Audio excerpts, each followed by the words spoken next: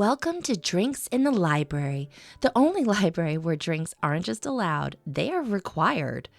I'm your librarian host, Gigi Howard, and each episode I'll be interviewing a guest about a much-loved book that we will be pairing with a drink for you to enjoy along with us or consider for your next book club meetup. As always, stay curious and support your local library.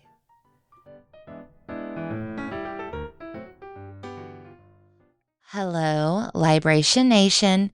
This week's book is Kindred by Octavia Butler, a time-traveling story about Dana, who goes back in time to ensure the survival of her ancestors, an enslaved woman named Alice and her enslaver, Rufus. This complicated yet entrancing narrative is multifaceted, and my guest this week, Alethea McCollin, and I had a great conversation about the way Butler challenges her readers to think about the implications of our actions and how they shape the future. Alethea McCollin is a multifaceted artist, a playwright, director, producer, actor, and founder of Orange Stilettos Productions, LLC, known for her award-winning production of the Stiletto Monologues at the Atlanta Black Theater Festival. She has produced various works, including her play Renaming Shame at Theater Row, New York City, and directed her first short film, The Next Great Writer, showcased at the Virginia Screenwriters Forum. Additionally, Alethea serves as the executive secretary on the board of directors at James River Writers and is an English instructor at Virginia State University. Our drink this week is one of her favorites, blackberry citrus tea.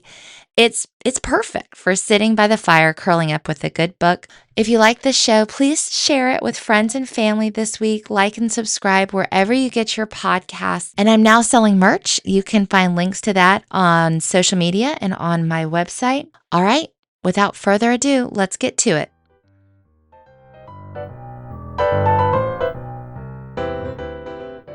I am so excited to be with you today.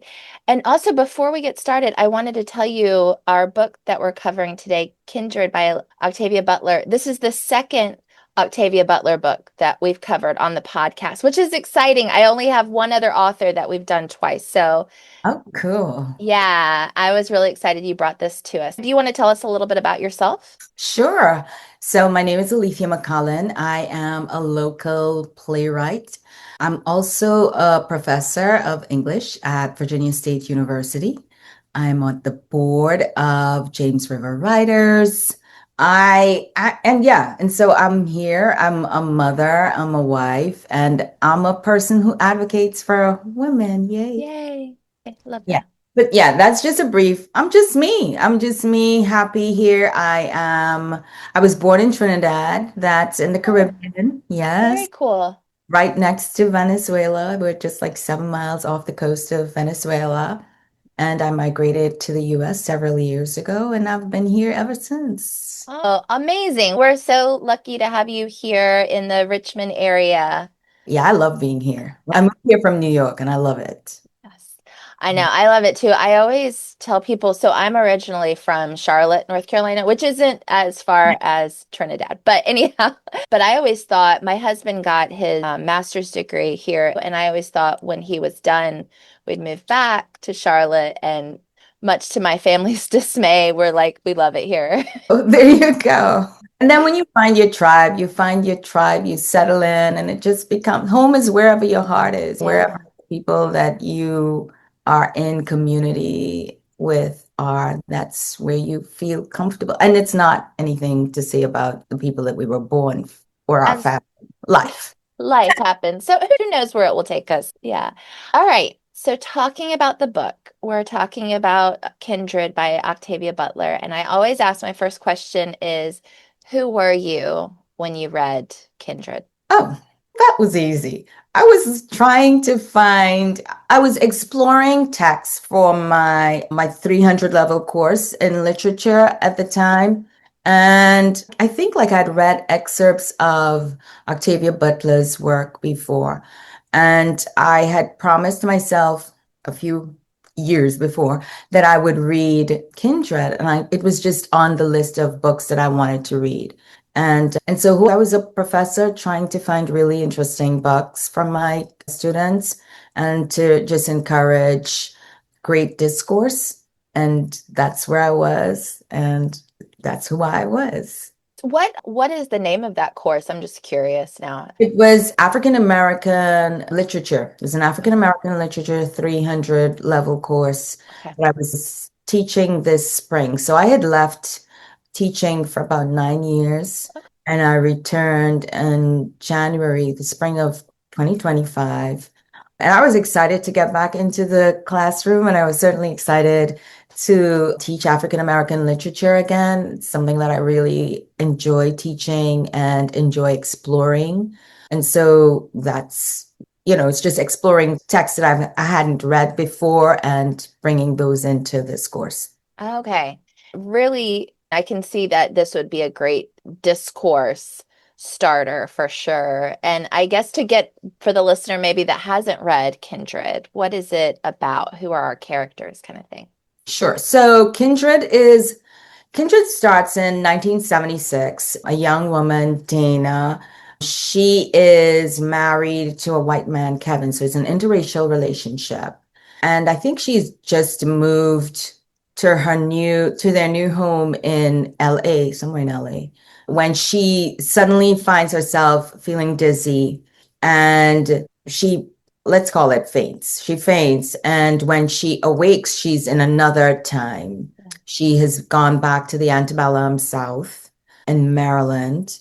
And at that time, there's a young boy, he's about 6 years old, and he is drowning, and she is the person to rescue him.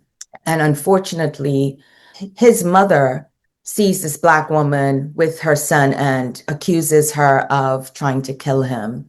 So it really centers on this Black woman, Dana, traveling back in time to rescue her predecessors, who are a white man and a Black woman. That's the basis of it. So it does involve time traveling. It is very often when you read about this particular text, people classified within the slave narrative genre, within time travel. And I find, like, for me teaching it, I wanted to explore I guess, limits of genre in a way. And I felt like in many ways, it also fits into magical realism, which I really enjoy magical realism. Toni Morrison, Gabriel Garcia Marquez, Allende, what's her name? Isabel Allende. Isabel Allende. So I've really always loved it. And I felt like this novel kind of fit in there in a way, the way that she explores time travel and the slave narrative. And people often say it's science fiction, and it is there. But I think the marvelous, extraordinary, realistic impression that it gives, I feel like it can also fit into magical realism in a way. So yeah, all of those reasons makes this text one that I find very engaging. And then when you get into the weeds of exploring it and discovering and pulling apart what's in there about familial relationships, about racism, about enslavement and what that meant for families, how there were contradictory elements existing at the same time. I think Butler does such a thorough job. And really, it's not a very long read, but I really felt that she got in there and she explored so many issues that are complex and that challenges the reader to really, in a way, understand the psychology of being human and of familial relationships or engagement. And there's so many things, but yes, Yeah. I don't want to go too deep, too fast, but you ask me a question and I'm going to go there. I love it. I'm here for your expertise for sure. I wanted to ask, since you mentioned it's the slave narrative, this was written in 1979. I think around that time about other slave narratives that had been published, and maybe Octavia Butler is pushing back a little bit on what that experience was like. Where do you feel that this novel falls in depiction of the slave narrative? Okay, so I'll go back like one of the quintessential slave narratives. Like you can't speak about slave narratives without talking about Frederick Douglass's slave narrative, and there were others. And I don't see it so much as a pushback, but if I'm understanding what you're saying correctly, I see it as like a reaching into and exploring a slave narrative from a modern perspective. Because the slave narratives, typically, when the older slave narratives, those would have been written by people who actually experienced that was their lived experiences.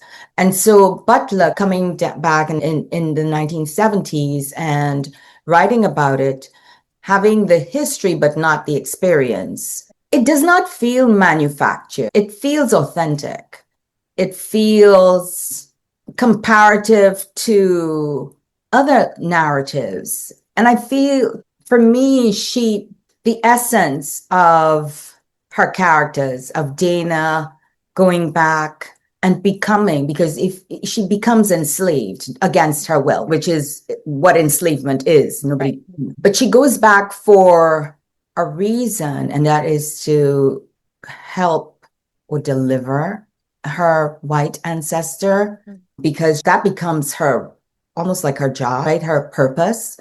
So I don't see it really as a pushback against the slave narrative. I feel that Butler successfully enters that discourse, but from a modern perspective, and takes us at a time that is very difficult for people who have been descendants of enslavers and enslaved people. Yeah. And I think she does that with a very deft hand. Yeah.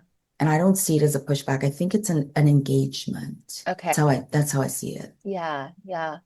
And I think for someone who doesn't know the story to understand, so who are some of the characters? We have Dana and her husband, who's white man, and then we go back in time, and then we have her ancestors. So I think it's important. Like, who are they as people?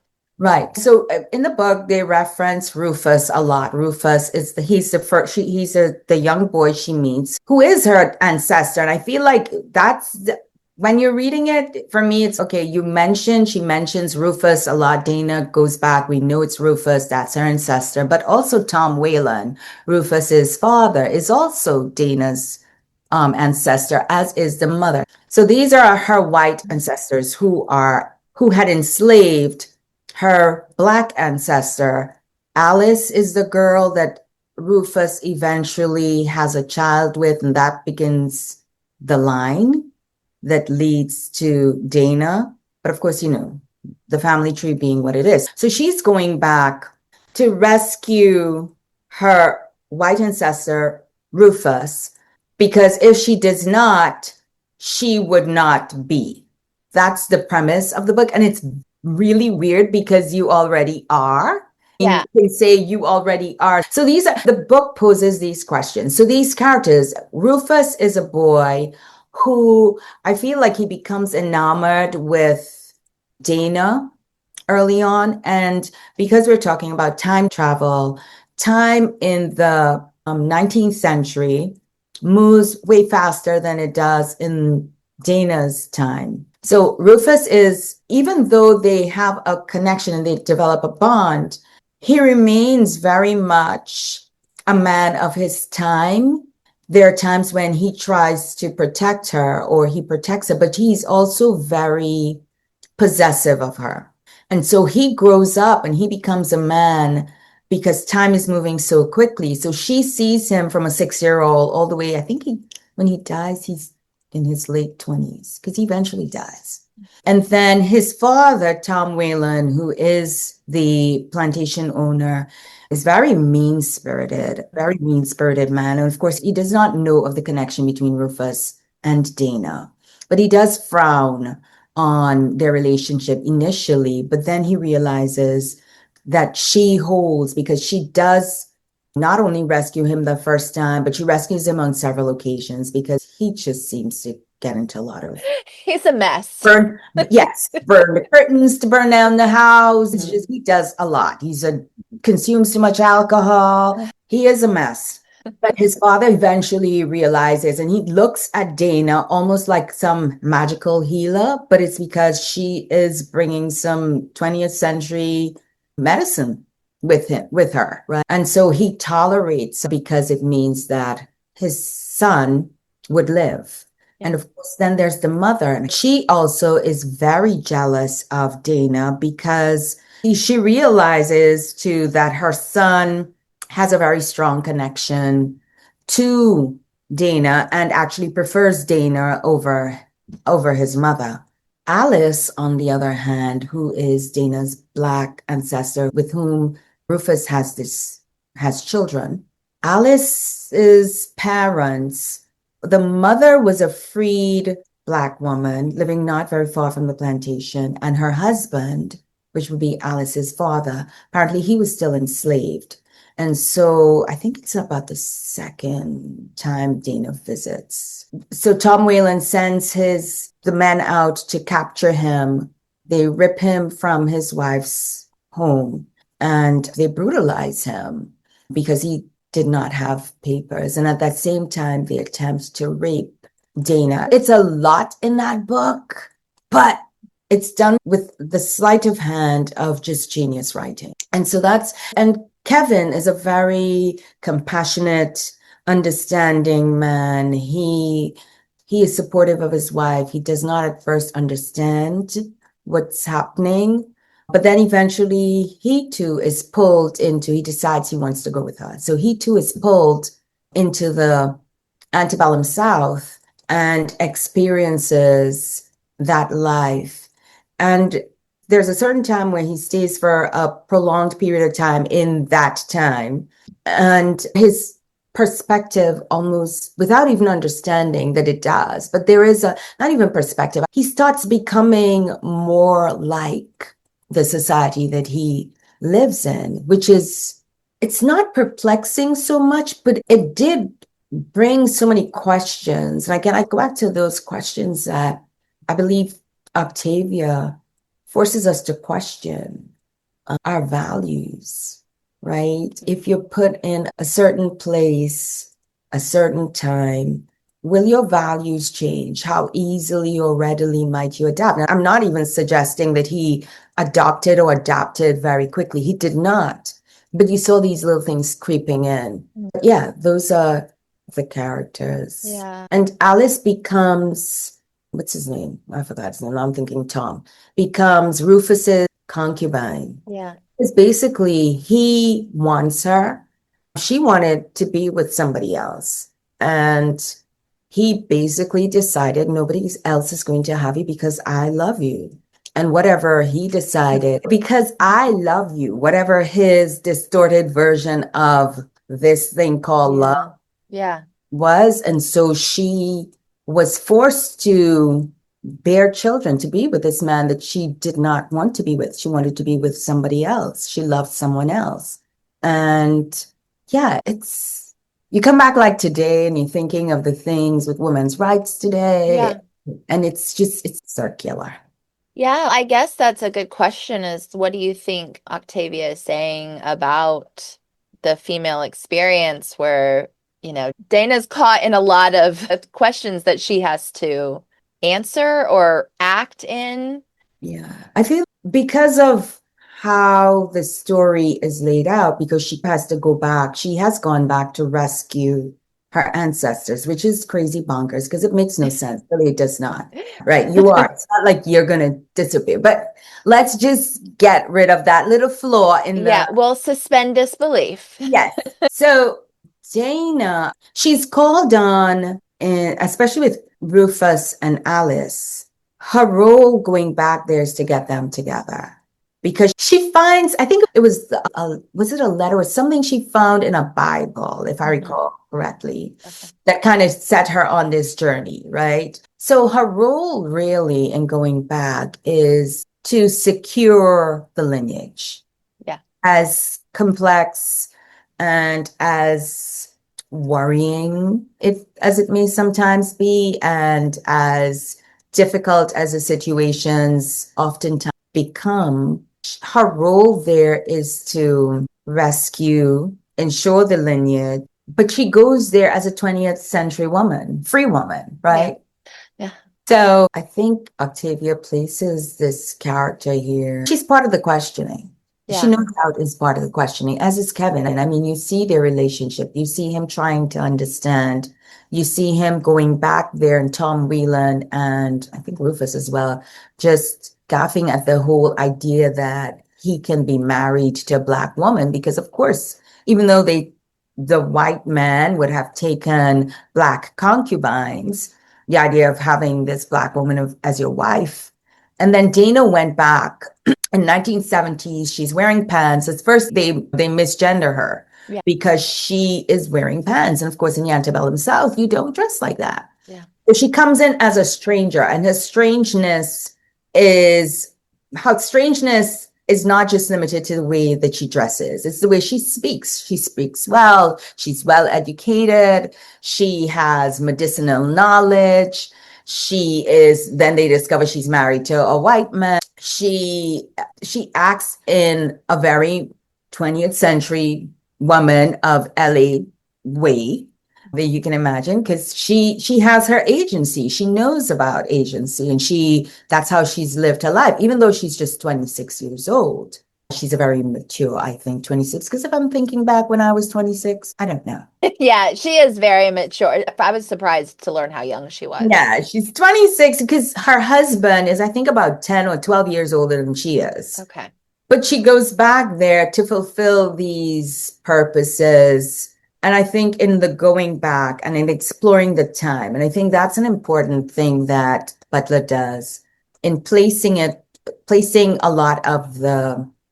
it a lot in the antebellum South during the period of enslavement, of African enslavement, and really pulling us into the horrors that Black enslaved people experienced, even when they had this good master or whatever that was supposed to be, and really exploring love, or the idea of what love may look like, be like, or sound like, or what people think love may be. And that would be Rufus and Dana, Rufus and Alice. Because his love is not love, really. You understand it, possessive, controlling. He wants to dominate and oppress. But it is about what he feels, what he wants, what he desires, as opposed, you counter that with the love and the loving expression that you see existing between Dana and Kevin. You can clearly juxtapose that. And there are many gems to be pulled from that text, and that's one of them. I'm curious, since you have used this in a course, like what kind of conversations have come out of it when you're talking with your students? And I'm not telling you to spill the tea on everything, but I'm interested. Yeah. No, the spring was the first time I taught that particular course, this book and that course, I should say. And so it was a very small class, and the conversations that we had coming out of, and them trying to understand him. And I think they honed in on the characters very early on, and trying to dissect and understand the why behind the choices that the characters made, the why. Rufus was one that they just struggled with a lot, because he just seemed to be so inconsistent, unreliable, someone who could not be trusted. And we really were frustrated by Dana's going back to rescue him.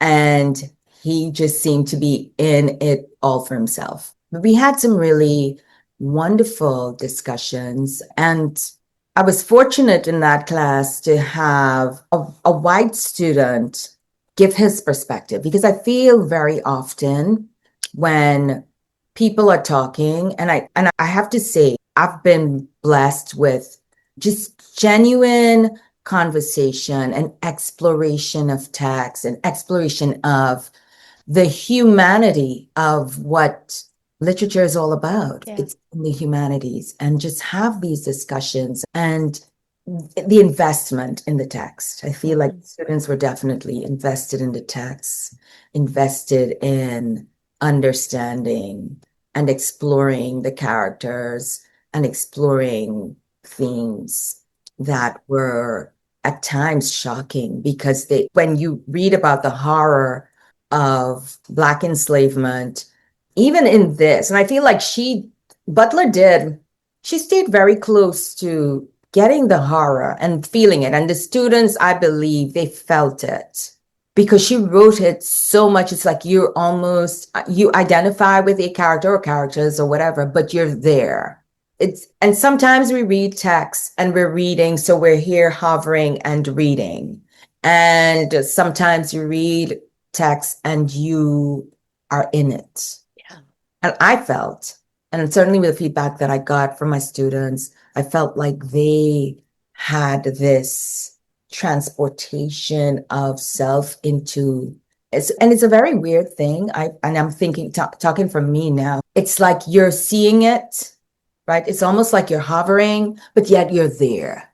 And which is a very unique way to experience, I think, a text. It's not so unique. I think when you're invested, and that it creates, because you're experiencing it through the words. But yeah, in general, I speak for them and I speak for myself. This text, it really got into exploring just so many things, characters, themes. Why would she say that? Why would they do that? It became almost personal. And when people are discussing and you have that kind of personal connection, there's that investment. So that's why. I think she does a good job of being honest about the brutality of the enslaved people experience. Sorry, my cat is being so extra. She's been like all over the place in here. She might jump up, we'll see.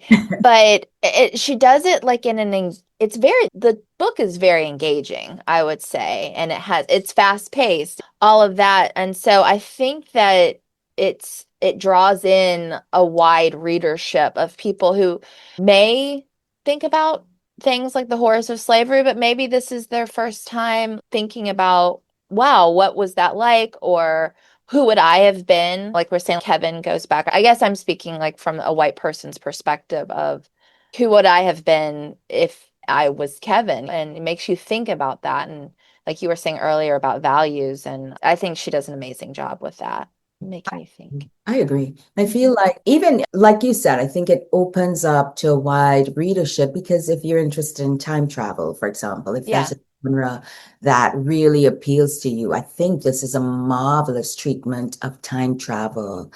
The way that she goes back, how time is differentiated in the 19th century as opposed to 1976. You know, how time moves at one rate here, but back then there are years that have passed. So I feel like even if, into science fiction, time travel, that this genre really allows you to explore whatever you're into, time or science, time travel or science fiction, in that unique way as well. And I think for those reasons, I think it's a multifaceted, cross-genre, good read. Yeah, talking about genre a little bit, like we're saying, it's definitely genre bending. What other you already mentioned a bunch of authors that you enjoy that talk about magical realism, but what other books do you think about this kind of genre bending work as well?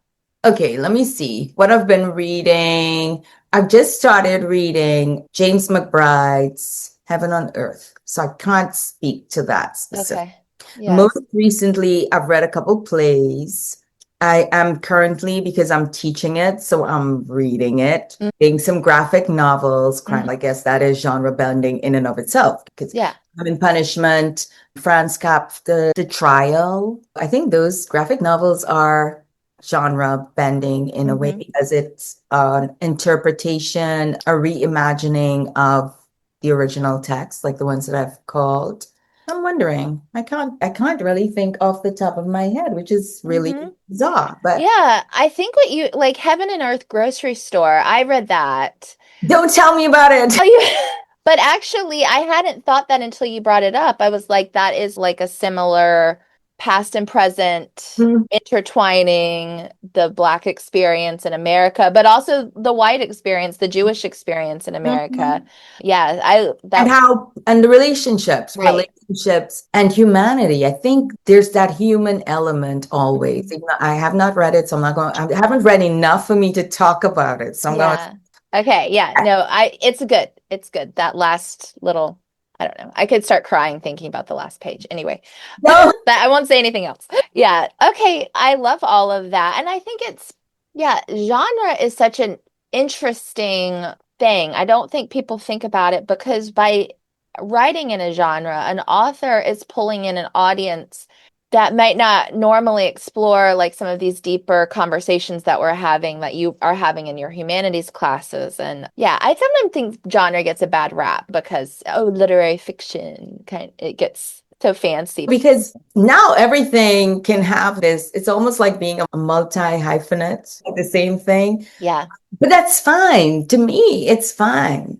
If you connect, because when you go into literary criticism and people are able to extract and make these connections that I feel like for people who are genre minded, it's a thing. But for people who are not or who are willing to explore, it can be fascinating too. I wanted to just real quick because we're on camera here is discuss our drink, which you picked out. And we both have the same. Is it Bigelow tea or Look, I say Bigelow. okay. And so if it's not, then I say Bigelow. We're gonna say it. Yeah, so we're both drinking the Bigelow Blackberry Citrus Tea, which mine has zinc in it. Let's think. Yes. Let's think. Yeah. So it's Okay. delicious and I've loved sipping it today. And I think it pairs well with this book as well. Do you drink this tea often? I do. I drink. There was so early on when I was younger, I was a black tea girl, Mm. and then I pulled away from teas and I went into green tea, and then I pulled away, and I'm a hot chocolate girl. But then I recently, within the last several months, I've just gone back to really enjoying my teas again. So I'm so happy. So I go to work and I have these big mugs. It's green tea in one mug and a flavored herbal tea in the next because I just enjoy them. Yeah. I know. That's so fun. Do you put like honey in your tea or lemon or anything? I put, I used to initially had started putting honey, but I find just honey for me overpowers everything. And I'm like, it does something to the tea that really messes with the essence of what the tea may be. So I've pulled away from honey. Sometimes, like today, I'm just drinking it. Yeah. Or sometimes I have a something sugar. It's a plant-based sugar, but really cane sugar is Mhm. plant-based sugar too. But yeah, but sometimes I put a little of that or just have it plain, hot, Mhm. cold, or room temperature. I have to tell you, so when I started the podcast, and like I do all kinds of different drinks, but I've never been like a big tea drinker. Like I'll drink it like sleepy time tea or whatever. But it has really opened up my world of tea, all to people like yourself to I really enjoy it to hear about how passionate people are about tea. Yeah. My husband he was a big tea drinker. Like I would just go and purchase all these teas for him because he loves them. Mhm. And then I was like, okay, I like them too. But I really initially I was big into green tea. Like I Mhm. love green tea. Yeah. I just find it so smooth Mhm. on the palate. And it's yes, but Yeah. and for the teas, but Yes. I will tell you, my dad loves tea and will like find special teas and send them to me. And yeah, so I do have a little bit of that in my life. But yeah, We have boxes in the pantries, like different. And years ago, Costco used to sell, like coming around this time, they would have these big boxes of all different types of teas. We were living in New York and then when I moved here, I think we got it one time and then they stopped it. But boxes, it's just this thing, just seeing all the colors and yeah. Costco, we got to bring it back. yes. They're so disappointing because you'll find something you love and Yes, and then poof. Yeah. never again. Yeah, I know. Coming back to the book just real quick, I always ask, who would you recommend this story for? I think high schoolers and up would Mhm. enjoy it. Think definitely, yeah, high schoolers and up. I think I'm not sure for ninth grade but my son would have read it in the ninth grade. Uh-huh. He would have enjoyed it too. Yeah. So, Yeah. yeah, I think from high school up would really enjoy it. Okay. Very cool. And I also wanted to give you a chance to talk about anything you're working on or put a spotlight on for you. Yeah, I'm in the process of I'm now editing a play that I wrote, and it's a play that had just lived in my head for years. I'd gone through there's several years now that I've been trying to write this play, and I've had different iterations of it. And every time it was like, I have about 70 or so pages of the first various iterations that I just dumped. And I think it was the beginning of this semester. I was teaching in my literature course, a literature course. I was teaching, I had them do a drama piece called Water by the Spoonful. And I was going through this process with them. They didn't know what they were going to be reading, but I had this process where I was going through this process with them. And just so them taking through their character, blah, blah, blah, blah, all the elements I wanted them to fill in. I'm talking to my class and the aha. And I came home that night and I wrote like about 12 pages of an outline. Wow. And I sat down and in quick order, I wrote the play that had been plaguing me for years Wow. because I'd done the outlines, I'd done all these things. So so I'm not sure if I want to say the sacred forest or the forest, Okay. but there are elements of magical realism in it. And it's my first magical realism Yay. that I'm excited to write. And yeah, so that's what I'm working on. Okay. It's a play, and this morning I got up and I was formatting. I'm just checking back my dialogue. I want to arrange for a table read soon. So that's what I'm working on currently. Yeah. Very cool. What is stop me if you don't want to talk about it, but what is the creative process like for you? Because that's such it's an experience. I feel like people who are afraid to be creative might not realize like sometimes things just come to you like that. And Yeah, for me, I like to think from my creative process, it's always a thought, sometimes a weird thought, or taking something and looking at it from a different perspective. And then for me, I have to talk it out a lot. So when I go walking, I'm talking out characters, putting things together. And then to get it for me, I find, and this is critical for me, I am a person, I'm very tactile. I need to write the thing down. And so I went back and I was thinking for this particular play, why it was so difficult for me to get what I had here, what I knew existed and what I wanted to exist the way that I needed it. And it was because I was sitting in front of the computer. Every other draft that I did, it was solely in front of the computer. And I have a different experience typing as opposed to writing. really, Yes. And it's just like even I'm a secretary for JRW for some committees for a committee at VSU, but I have to write it out. If I don't write it out, it's just something. And so Mhm. for this sitting and writing out the characters, their wants, their needs. And then when I'm walking, when I go for my walks or when I'm on the bike or whatever, I am in that place and I have to get it out. And once I get it and I understand, then for me, the process can continue. So that's for me creating that aspect. And if I'm in director, because I also direct theater, if I'm directing, then it's another thing because especially if it's a multi-character kind of direction, it's like sometimes you're seeing it. You're seeing it here, and now it's fitting it into the space, into the spaces. So creativity for me, I don't look at a lot of television. The television that I look at is usually some like home show, something. Yeah.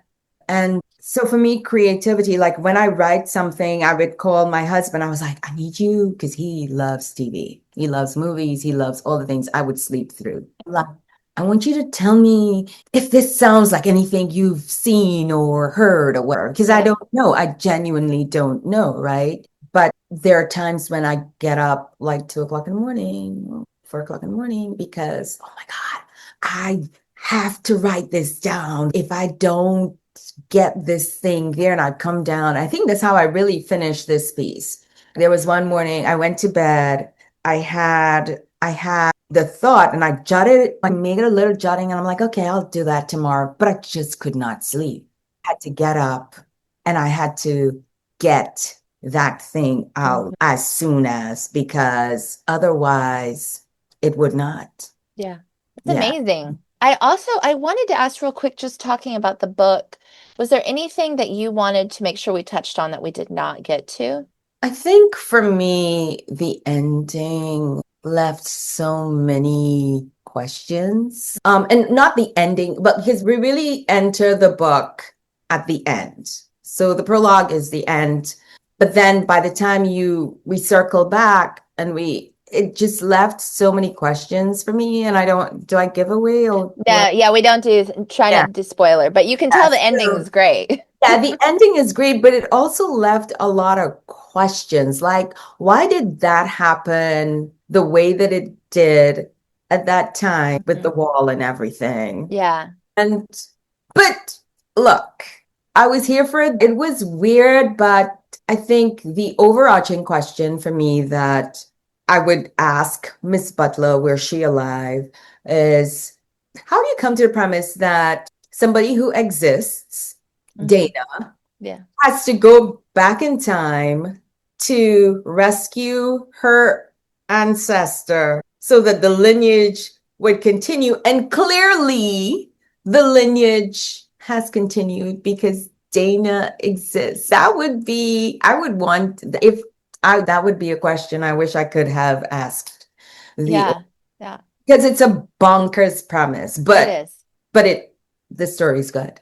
Yeah, no, it's just totally different story. And Octavia Butler did it first, but it's like Back to the Future. I don't know if you remember that Right. scene. Yeah, I've never seen it. Remember I told you I don't look at movies fall asleep, but I remember when Back to the Future, the original, I remember seeing certain snippets of it, I think. I never saw all of it, so Yeah. Well, there's a scene where he's holding a picture of his family, and slowly his brothers and sisters are disappearing, and then he starts disappearing, and he's trying to get his parents together. And anyhow, so yeah, so similar. lovely time travel. Yeah. That's what time travel does. I remember early, like there was some old movie I remember years ago. I feel like it might have been black and white, in a black and white, or maybe I'm misremembering. But I remember being fascinated by time travel and wanting to do all the things to travel back because children are silly. We believe stupid things. Stupid things are possible. Who knows? Who knows? We get into great conversations in my neighborhood book club. And like last time, we got into a whole conversation about ghosts.